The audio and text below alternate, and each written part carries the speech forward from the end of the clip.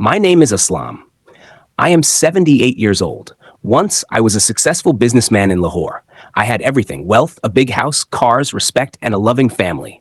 But today I live in a small room of an old age home. No one visits me. No one remembers me.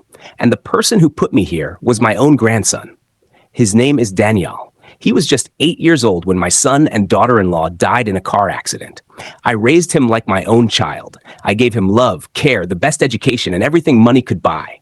He used to call me Abba John with so much love, and I used to smile just hearing it. He was a bright child, smart, charming, and full of life. Everyone praised him. Aslam Sahib, your grandson is a diamond, they used to say. And I believed them. Years passed. Daniel grew up. I grew old. My health started to weaken, and I thought, it's time to hand everything over. I trusted him with my life, so I gave him power of attorney. I made him the legal owner of my house, my business, my accounts, everything. I thought, he's my blood. He will never hurt me. But I was wrong. At first, nothing seemed unusual. But slowly, he changed. He stopped talking to me. He stayed out late. He made secret phone calls. When I asked, is everything okay, Beta? He smiled and said, yes, Abbajan. Everything is perfect. But everything was far from perfect. One night, I was asleep when two strange men entered my room. Sir, you need to come with us, they said. Your house now belongs to someone else. We are taking you to a care home. I was shocked. Where is Daniel? I asked. They replied, he sold the house. These are legal documents. I couldn't believe it. I called Daniel again and again. No answer. The guards gave me a suitcase and pushed me out of the house I built with my own hands. That was the last day I saw my home and my grandson. Here, in this old age home, I live with others who were also forgotten. Some were left by children, some by time. We sit quietly, waiting for visits that never happen. But I don't hate Daniel. I just miss him. Every night, I cry silently. Not because I lost my wealth, but because I lost love, trust, and my reason to smile. I remember the little boy who held my hand and said, I will never leave you, Abbajan. I never thought he would break that promise. 2 years passed like this.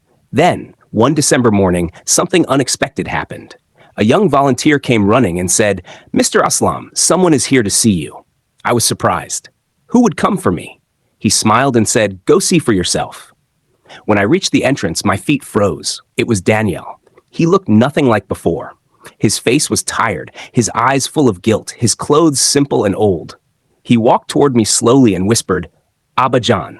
I stood silent. My heart beat loudly. He knelt down and held my feet. Please forgive me, he said. I did a terrible thing, but I want to tell you the truth. I didn't speak. I just watched. He continued, after you gave me power of attorney, some people came to me with a business idea. They said if I sold the house and invested the money, I could become richer. I got greedy. I thought I was smart. He lowered his head. It was all a scam.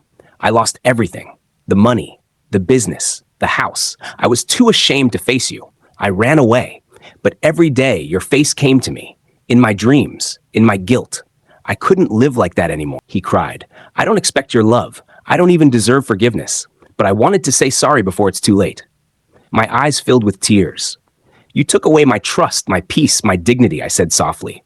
But you are still my blood. He looked up, surprised. I forgive you, I said. Not because you deserve it, but because I still love you. Because holding on to pain is heavier than letting go.